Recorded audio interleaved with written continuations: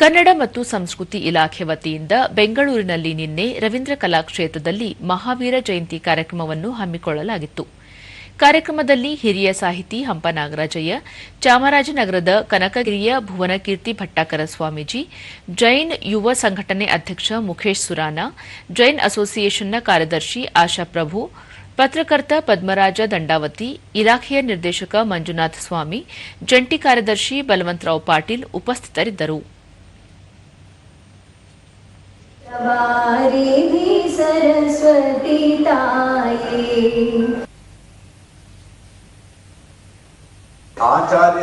ಬಳಿಕ ಹಂಪ ನಾಗರಾಜಯ್ಯ ಕ್ರಿಸ್ತಪೂರ್ವ 599ನೇ ಇಸವಿಯಲ್ಲಿ ಜನಿಸಿದ್ದ ಮಹಾವೀರರು ತಮ್ಮ 30ನೇ ವರ್ಷದಲ್ಲಿ ದೀಕ್ಷೆ ಪಡೆದು 12 ವರ್ಷಗಳ ಕಾಲ ತಪಸ್ಸು ಮಾಡಿ ದೇಶಾದ್ಯಂತ ಪ್ರವಾಸ ಕೈಗೊಂಡು ಮುಕ್ತಿಗಾಗಿ ದಾರಿ ತೋರಿಸಿದ್ದರು.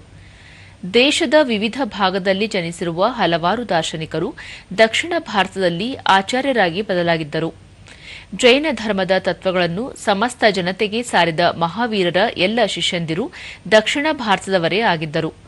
ಇದರ ಪರಿಣಾಮ ಜೈನ ಧರ್ಮ ಕರ್ನಾಟಕದಲ್ಲಿ ಹೆಚ್ಚು ಪ್ರಚಾರವಾಗಲು ನೆರವಾಗಿದೆ ಎಂದರು. ಮಧ್ಯಮ ಕೆಳಗಿನ ಈ ಮೂರೂ ಲೋಕಗಳಲ್ಲಿರ್ತಕ್ಕಂತಹ ಸಬ್ಬ ಜೀವಾಣ ಸಮಸ್ತ ಜೀವಿಗಳಿಗೂ ಕೂಡ ಅವರು ಹಿತವಾದಂತಹ ಧರ್ಮೋಪದೇಶ ಧರ್ಮವನ್ನು ಉಪದೇಶ ಮಾಡಿದರು.